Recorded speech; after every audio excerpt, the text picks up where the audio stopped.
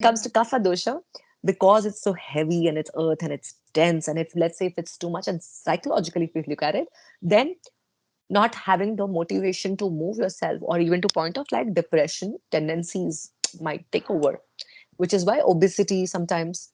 I also see people, if they're not, movement is not part of their lifestyle, it can lead to feeling very lethargic and slow and not being able to move at all, and that kind of thoughts that come. So yes, there is certainly an association of these bioenergies also giving us insight into our mental health, or how we can balance that.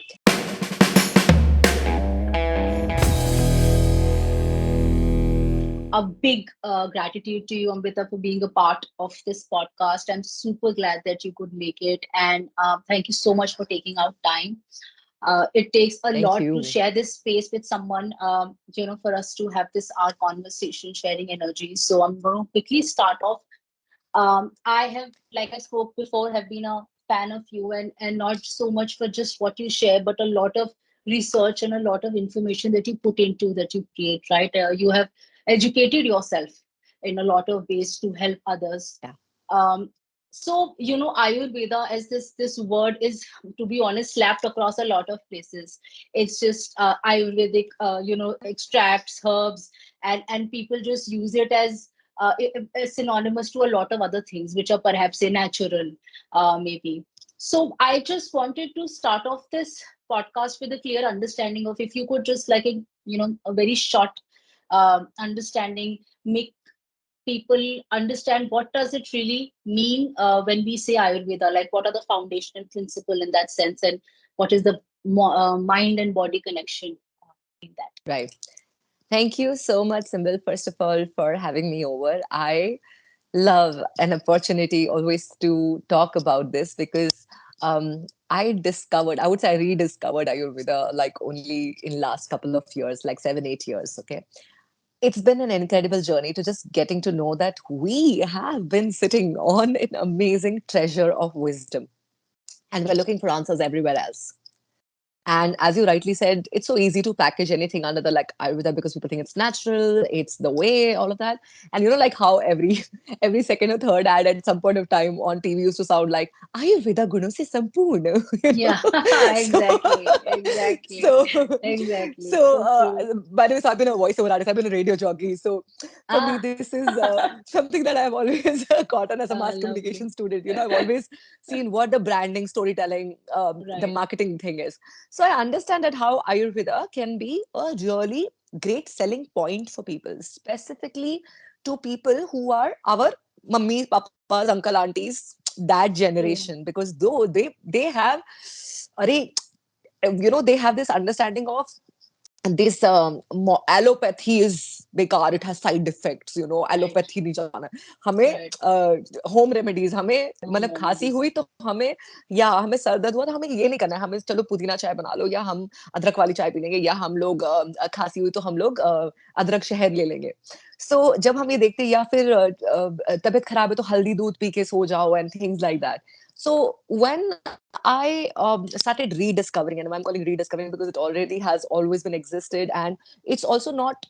It's not that 5,000 years back Ayurveda texts were written.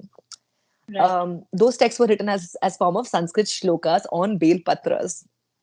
Okay, and how now we have so, and I tap into, while I went to Kerala to study Ayurveda nutrition to better understanding, but that was an introduction to the basics of Ayurveda. But ever since I got interested in subjects, started experiencing, started learning more, and I went through a lot of books, other people's teachers, and all, and also a lot of medical journals that are available on Ayurveda topics. Okay, which I find a more authentic source of information when it comes to Ayurveda. So always start with that. Make sure that nobody is fooling you or trying to sell you in something in the name of Ayurveda. Just because it's Ayurvedic doesn't mean it's going to be for you, or Right. it's right thing to do, it's healthy thing to do. We have to see, because Ayurveda is not, it's it's it's a recognized science by WHO. So we do understand that it is very backed, science backed as well. There is, so it's Absolutely. not कि हमने mythically बोल दिया कि हाँ हाँ ये वात पित्त कफा टाइप के तीन देवी देवता टाइप कुछ है और वो हो रहे नहीं नहीं. These are proper understanding of how energy, how subtle these bioenergies are, and how we can bring them in balance. Ayurveda is not a generic science. It's an individual science. It gives you insight into understanding your own body better. Hmm. So the moment when I went to study and I figured out, okay, so I am like this because of this. I get it. Why I don't sleep in the night? Uh-huh. Why I have 100 interest area? Uh-huh. Why is my skin, hair, all these drier than comparison to like, let's say somebody else? Or why I don't like spicy food and somebody else? So you start understanding your body better. And as you understand that, you also start understanding these body signs. When do I know when I'm thirsty? An app reminds me, hey बहन पानी P low. You know, that's what we are dependent on. So true. मगर So अपने true. आप कैसे बताएं? I always say app पे मत depend करो, अपने आप पे depend करो, you know. So अपने पास कौन सा है, कैसे हम Very well. बताते हैं? What are the signs? So Ayurveda has given me more understanding of that. Once you realize that when your lips get dry and you know that a urine color is any shade of yellow, your body is telling you that there is hydration that needs to be taken care of in your body. Right. Then of course there are deeper signs. If your body constantly have muscle twitches, spasm, you know, like you're feeling your joint starts hurting, cracking, all of that, these are also signs of like later that hydration is not right. Constipation, one of the biggest signs for that your hydration is not proper. So the body signs, and to learn about that, your body and how it works differently, what kind of food suits you, what doesn't suit you, and what time should we be eating, how much, and what we should be avoiding, all of these is kind of सब ऐसे सामने आ जाता है for us to see. So And true. I love that about Ayurveda, and at every opportunity I just want to share more about that with people. So that's my basic understanding of Ayurveda. But of course we can go into the basics of things that we really need to remember. But I would also like to bring our focus here at this point of time, that when there's so much amount of information available in health space, and there's so much of different kind of school of thoughts. Somebody say, oh, this kind of intermittent fasting works better. Somebody would say, oh, keto diet works better. Somebody would say, no, this works better. Then at what point of time we can say that, okay, this is trusted, tested for years and years, this ancient wisdom is how it is still relevant today in our modern Right. life? Right. That's the right question Right. to ask us. That's so true. That's so. And most importantly, like you said, that you started understanding your body much better, and through your own eyes, without just blindly following, say, something that maybe is on the internet. Because I've also understood, like I spoke to you about, that PCOD is something that I developed during the anxious hours of Yeah. my work life. But I have Mm, tried mm. everything. I have tried keto and I have tried intermittent, and some things worked for me, some things didn't. But I realized one thing is that Yeah. the body works so differently for each one of us. For And each one of us. Yeah. and when you say that, you start understanding the why of it, is when the solution becomes easier, as opposed to finding say quick fixes, right? So Exactly. one of the most important things, Amrita, that I wanted to basically speak to you about is that I come from a place where, I'm not saying that stress isn't there in any Yeah. perfect profession, but certain professions demand much more of it. And I have been in Yes. advertising. We would come back at 5 in the morning. There are always deadlines. You are always chasing them. You can never Yeah. reach them. Obviously, it impacts your mental health. Then it impacts your physical health, and and Yes. and it's a vicious Yeah. loop that you get caught in. It's a vicious loop. Yeah. Yeah. So, do you think that in the context of, say, Ayurveda, how stress is sort of viewed, and if someone's listening to Yeah. this, and are there certain things that you suggest you have applied on yourself, or have you read or come across in terms of dealing Yeah. with that stress? Yes. Yes. Yes. There is. I do have a book which is called Ayurveda in the Mind. It's by David Frawley. Um, very, very beautiful understanding of this, that how everything that we consume, whether it's whether it's food or beverages or even content that we consume, the thoughts, the words that we choose, the interactions that we do, everything impacts us. You know, True. when we talk about the doshas, as I said, the bioenergies, these subtle energies. So the premise of Ayurveda being that we all, you, me, everything in this universe is made of these five elements that we have, Pancha Mahabhuta, which is space, air, fire, water, and earth. We all are made of same things. Now, why you and I are different? Why everybody's like different? Because the quantity and quality of these elements differ in all of us, and that will have multiple things of, like, our parents' genes, is that whatever different kind of combinations. So our constitution, our prakriti, what we are born with, what is which dosha, which bioenergy, which element is higher and lesser, that will define our constitution, which is our prakriti. And that is basically what they've done is these, when the elements come together, they make up for these bioenergies. So vata energy, vata is space and air coming together. Its Okay. function in our body is to do all the movements. We know that we need certain movements. We don't want to be like, see this hand, I'm moving this different thing, I'm talking to you, you're listening to me, we're nodding, these are also movements. But the respiration, the digestion, the food moving part, yeah, the blood circulation, the kidney function, all of the movements that are happening inside, which are autonomous, so voluntary and involuntary movements are taken care of by the vata. Now, let's say if this is too much happening, then we do observe that some people constantly shake their bodies. Or even if you look at movement, thinking is a movement as well. We overthink and we get into anxiety. So So that true. becomes a vata imbalance technically, right? So now things that you would eat or do which can contribute to increasing vata will affect your anxiety and your mental health as well. And when it comes to mind, because all of this is very vata related, so this is something that we need to balance vata energy a lot.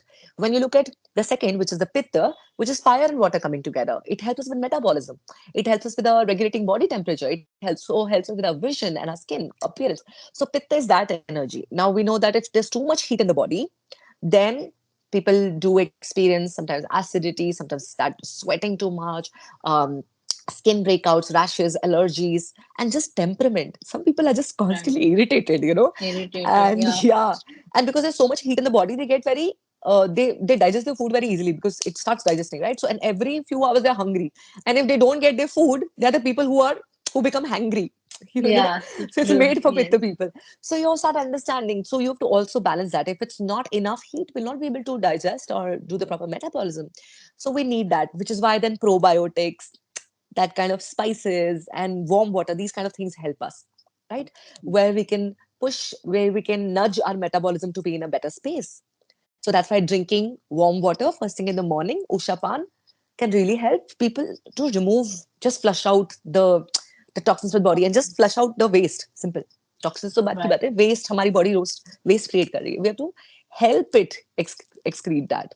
Right. And then when it comes to kapha dosha, which is earth and water coming together, and that's like, these elements are basically like how earth is holding, mama earth is holding the whole life for us, all the life forms. And similarly, this gives us the whole structure, the stability on which our body is. So all our cells, bones, tissues, muscles, fat, hair, nail, teeth, all of these is kapha dosha. If it is also too much, then we do experience the obesity, the other things, or extra growth, some kind of things. But if it is less, then also we'll have the repercussion of that, consequence of that. So the idea is to balance that. Coming back to the why I wanted to establish what Vata Pitta Kapha is, because then if I talk about now mental health and our stress and everything, Right. now if you look at all three doshas, now you could have more, like I have more air and space, so I'm very vata types. I also have fire, which is, I am actually, my prakriti is vata pitta. Okay. Okay. Now let's say, and I was an overweight person in between. There was 7 8 years of my life where I was overweight. I was underweight all my life till 22 Wow. 21 22 year old old. Mm. And I have come back to this now, where I'm now and again on my ideal normal weight. But in between, what happened and how did I gain weight? Because a vata person cannot be overweight. Vata is thin for people. Vata does not gain weight. Vata is too active to do that. But the lifestyle choices led me to imbalance my kapha dosha, and hence I had weight issue. Wow. Now, physical sense, may you understand this thing. when you look at the mental or psychological disturbance that might create when these three doshas are in imbalance. So you see, if somebody has too much of vata, whether they are vata prakriti or pitta prakriti or kapha prakriti, doesn't matter, but your imbalances or your choice which is leading to one dosha ka imbalance can lead you to this. So vata, if it's too much, then we may experience anxiety and overthinking and restlessness, even to point of panics and that kind of situations, which is very common these days.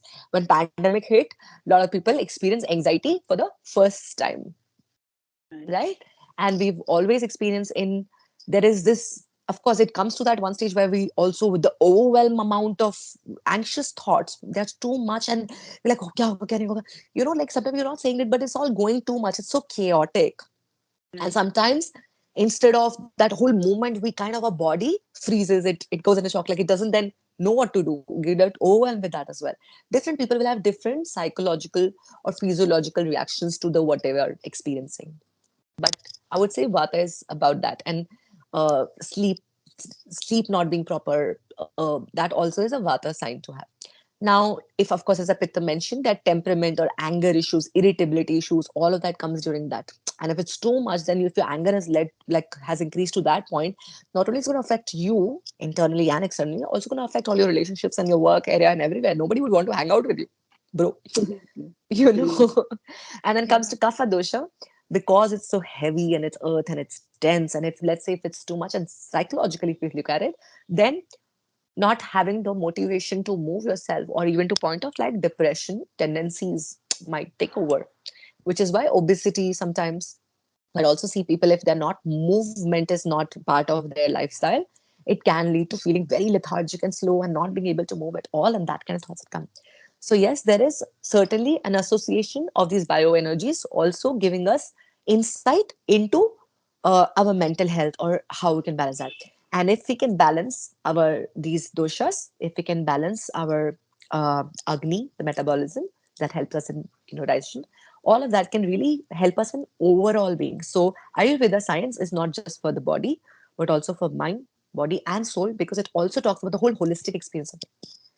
it Right. it it acknowledges the fact that we are, there is this agni that keeps us alive, which is also the, it acts as a fire of digestion, and this agni is what keeps us alive. And there's a whole, when you're eating meal, then how grateful that you are for, and how do you connect to that, how do you feel later, and there's a whole holistic science. Ayurveda, I would say, is a very holistic science. So mind, body, and soul, I would say it's complete package, that ways to look at it. And I think you, like when you speak of it, you have made a lot of changes in your life after understanding what it Yeah, means. Would you like to share with the people yeah, listening and watching this?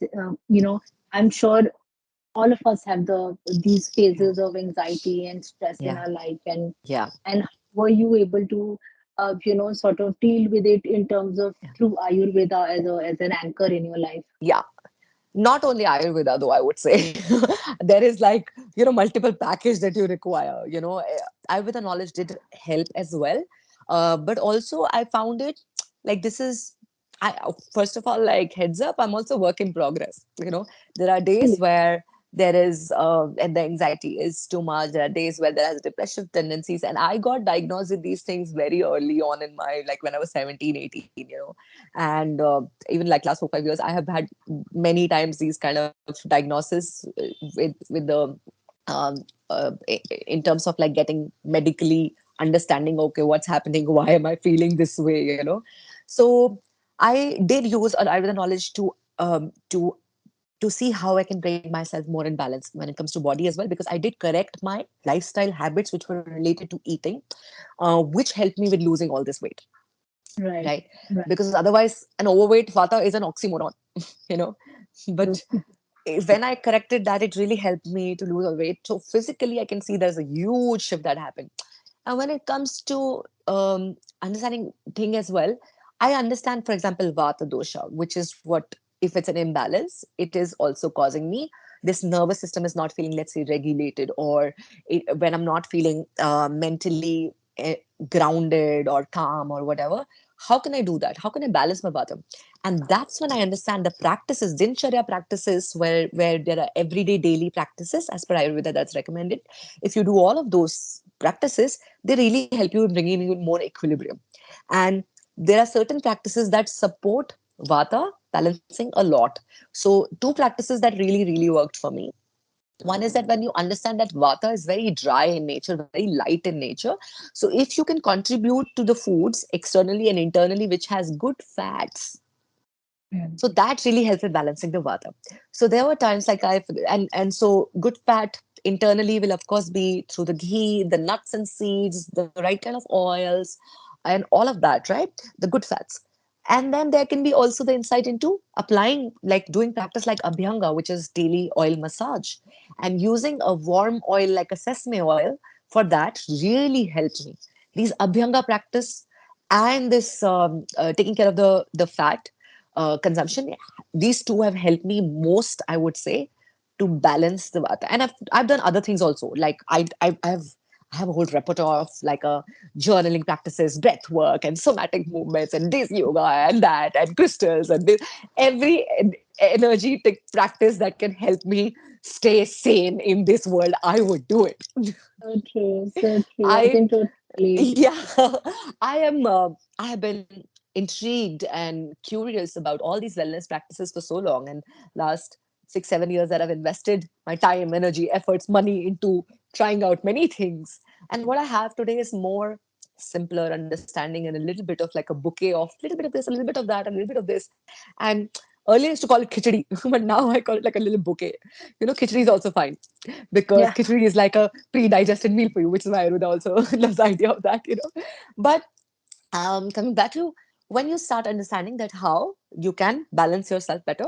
So, using this recipe, for example, I would make a laddus or like a bliss balls with like almonds, dates, adding a little bit of like, I wanted better sleep at that time. So I started adding a little bit of brahmi to it.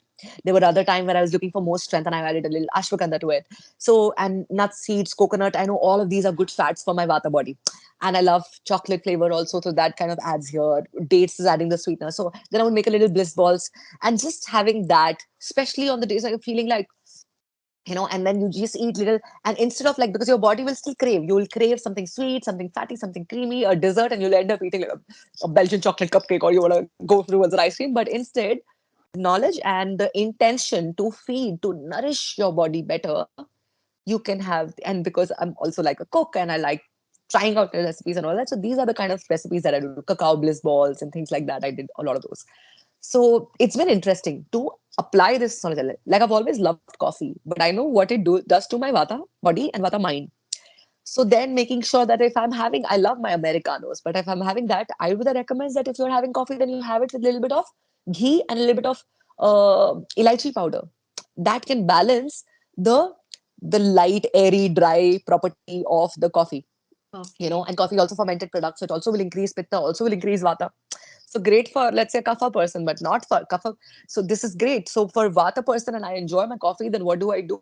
So I will always make sure that either I'm adding that fat to it, or I started eating something which is a little fat. So my desserts, if I have to eat, I will have it with my coffee. So I'm like balancing the vata, also making sure my kapha gets Yeah. like easy to digest. So that's something like I apply as a everyday practice, and now I don't have to think.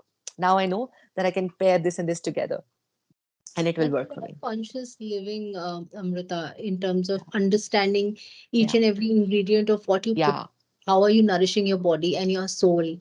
Like when you speak of going through meditations and all yeah, of that work, and yeah, I've also done that. And especially, I think yeah, when we were in the pandemic, we yeah, had so man. much time to sit with ourselves and understand, what is it? Why are we going through a lot of things? And that's Yeah, why I'm so glad that a lot of people also found their passion through that yes, period. yes, true. Um, I also ended up doing a lot of shadow work to, work through my problems, my relationships with self and I other. feel, yeah, And yeah, I'm sure, like a lot of us, like, lot we of both us. are talking about this, and I'm sure, people are trying to. It's just all of us trying to find a way. I think simply that's what where everyone is. Um, and when you speak about these things, I understand that you have put a lot of effort in understanding why the whys of what you're going through. And And I understand a lot of people may not have that a accessibility Yeah, to time, three knowledge to know yeah, that okay, yeah. this is, what's, maybe say, one of my practitioners in one of my Buddhist classes earlier told me that when you want to leave a situation, you just don't leave, you have to first fix it, and you can be the only person Mm, who fixes it, right? so uh, true. so I think, keeping that as base, the change, I'm the change that I want to see. Yes. um, if someone's listening to this, and you have spoken about a lot of dinacharya, the daily lifestyle habits as you spoke of, if you were to like just share some things which are more generic in terms of Mm, bringing about that change for someone who's listening yeah, to this, yeah. could you share some tips, as I, if I may call it, Yes. with the people? 100%. So, there are three practices out of all the Dinchana practices that, I find that they are very relevant, they are very effective, they're very impactful, and they're also easy to um infuse in your daily habits. Right. And if we can start with that, that'll be great. Um, Even if we do not do this daily, every day, I would say try start infusing it twice, thrice a week at least to begin with, and then see if it's something that's resonating with you. If you're finding a result which is desired, why not then try more? So, number one practice that I would always recommend to people is Jivahane Lekhna. That means starting your day with cleaning your tongue. Okay. Okay, cleaning a tongue, there is a tongue cleaner that comes, which you can use a copper one. It's just really easier. Now just literally cleaning the tongue is literally the mirror of what's happening inside. Wow. Okay, Okay. when we wake up, and at any given time you want to check your health, you go to any modern doctor, you go to anybody, they ask you to like, okay, show your tongue. Why? There's something that they can actually see what's happening internally. Okay, Right. so now, cleaning your tongue, what it does, two things, is that there's always, when we wake up, there's a white coating on our tongue. Okay. Right. In Ayurvedic sense, this is called as ama, which is basically comparison to toxins that may have built up in a body. Body is always trying to detox itself. We don't have to go on a detox diet all that body. You just have to facilitate that for body. Okay, so body is trying to detox through sweat, through urine, through feces, and through this other things as well. Even the technically hair and nail are waste product of body, but of course we can use them for vanity. But even the skin is shedding. There are so many things happening. The white coating on a tongue is called ama, the toxin. So cleaning that also ensures that you're cleaning your oral cavity as well, along with of course toothbrush, brushing your teeth, and earlier zamane mein we used to do datun. A lot of people now Right. we don't do datun, we do toothpaste, and but even your toothpaste should be sharp in taste, should have right kind of things so that it's not minty and fresh only. It's not sweet. It's not for your liking. It's for something to cleanse your oral cavity. So it should be a little sharp. It should be able to clear your mouth. And the second practice that really helps it for the oral health is which is oil pulling. Okay, Mm. this is something that I would recommend to everyone, because oil pulling, and it sounds very odd because I hadn't come across oil pulling earlier. Oil pulling is literally taking a spoonful of oil in your mouth and swishing it around. So in Ayurveda sense, there is like the two practices which is called Kavala and Gandusha. In one that you just store the oil in your mouth, Okay. and second one you do the swishing around. Okay, but so the essentially I would recommend this swishing practice. It's really helpful because what it does, it clears out again all that build up. And even you don't need to floss and all that, because in the tiniest of cavities, if there is any kind of food particles that has remained, which leads to the bacterial growth, which leads to then tooth decaying or feeling sensitive in your teeth and all of those things. So that also helps. And because of this oil nourishment that our these cells receive, and cells, as I said, is a kapha thing, and oil is also like a fat which will help in kapha buildup. So your gums start getting stronger, these muscles, these cheek muscles, these cells starts receiving so much nourishment, and you'll start noticing the difference. Like when I started doing oil pulling, first of all, though, I started seeing my jawline after years. Yeah. So it was a great motivation, like when I was Yes, switching it, I started seeing my absolutely. jawline. Now I'm like, oh. you know so so Plus, what it does is because it builds up, it also removes all that extra, the toxin buildup again, mucus, extra things. So it just clears out your thing. You have to do this for 3 to 5 minutes until that oil mixed with saliva has become full liquidy, almost Okay. watery. That's when then you throw it out. You don't gulp it, throw it out. Okay. So these two practices are specifically for the oral health. Okay. While there are many Dincharya practices, it's very difficult for me to pick top three. But Absolutely. if I have to just for oral health, I would say Jivahan and Lekna, and this one will be very helpful because this takes care of your gut health. Right. Okay. Absolutely. Because as I said, tongue is also mirror of that. And when you're massaging that, your tongue with that the cleaner, and when you're doing this oil pulling, it's like it's really receiving the internal organs are also getting a little bit of nourishment and all of that. Hmm. And you're cleansing this, so you'll start seeing there's no bad breath anymore. There is all this wrong, all of that. So bad breath comes from, again, from, it's a sign of uh, unhealthy gut. Hmm. अंदर पेट वो नहीं है, सही है, साफ नहीं है, Right. you know. So there's a lot of like connection this, and which you're able to थोड़ा जोड़ के proper कर सकते हैं, तार सही से जोड़ सकते हैं अब हम. Okay. And the third practice that I would say I highly recommend is abhyanga. Abhyanga is basically oil massage, which is done with the oil, and ideally you want to use oil which suits your body, which also is appropriate for the season. If it's a Okay. hot season, and then if I use hot oil like a mustard oil or something, it may cause more skin irritation. So Right. using, ideally, Ayurveda recommends using sesame oil. Sesame oil is also recommended for oil pulling, by the way. Just want to add that. Some people do say coconut oil is also okay, but sesame oil is what Ayurveda recommends. Okay. Okay. Sesame oil is great for everybody. Sesame oil also for cooking. Ayurveda loves sesame oil. Like basically tilka tel. Okay. So Abhyanga practice is again so beneficial because when you put oil on your body, in Sanskrit, oil is called sneh. Oh, wow. And Really? sneh, we know, means love. Love. So the Wow. so oil, act of putting oil on your body is also act of self-love. Wow. It's That's amazing. it's the best self-care practice. And when I take my, I take these workshops which are journaling, self-connection workshop, which is called Homepage, coming home to yourself, realizing that your body is home, your mind is home, you got to take care of this. And I make people, connect with themselves, write things, gratitude, this, that, whatever. In one of the, like this, a 1 week long thing that I do. In one of the days that I do as practice is I make them do a self abhyanga alongside when we're massaging ourselves.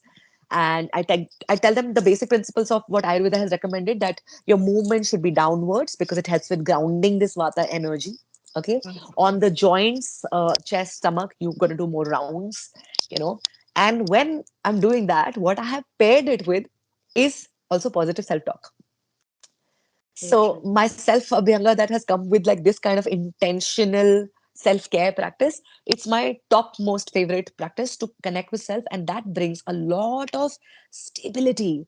Of course, it will bring, because of the blood circulation, because of that nourishing, your skin will glow, all that will happen, all the health benefits that's coming with the abhyanga.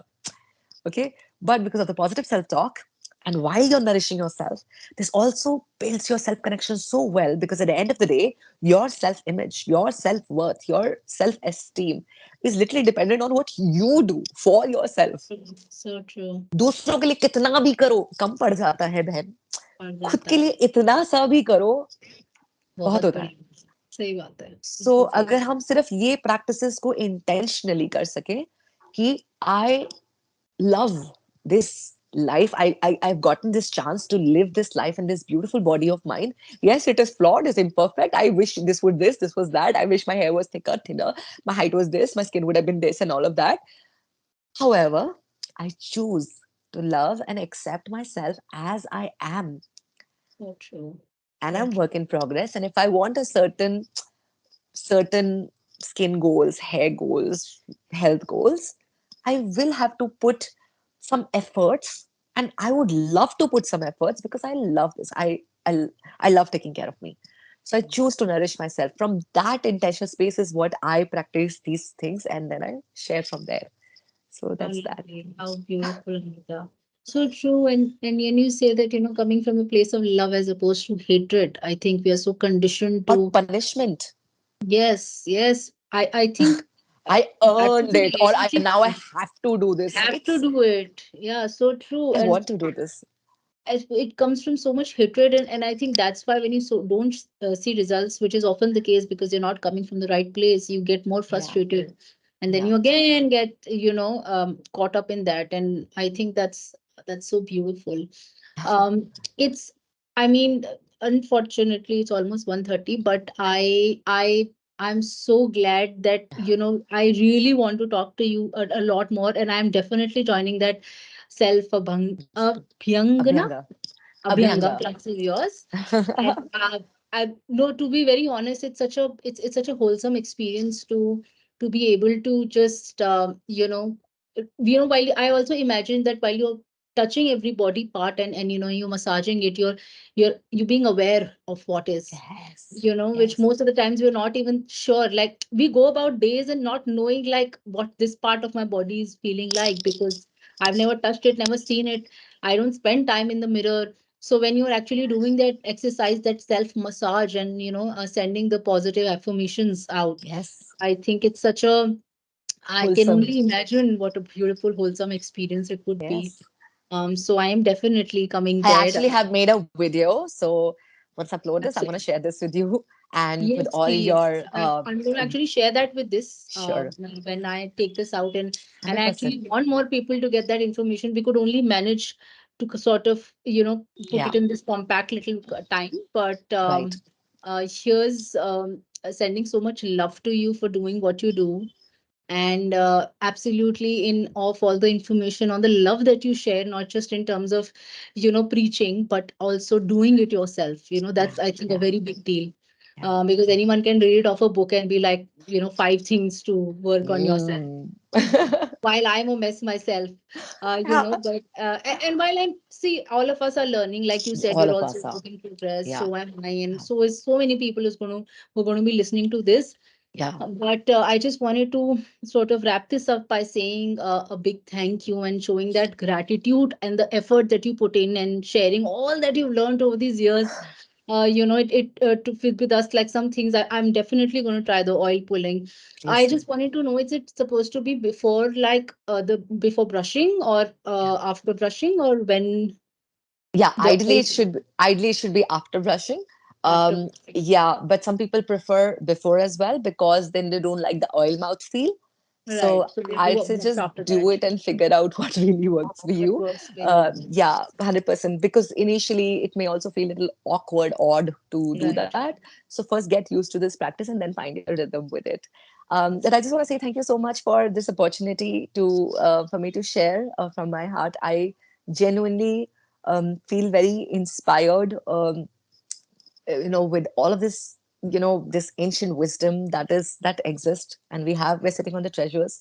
So getting an opportunity to share about that is literally best thing about my day to day. So really grateful for you to having this conversation and holding space for this.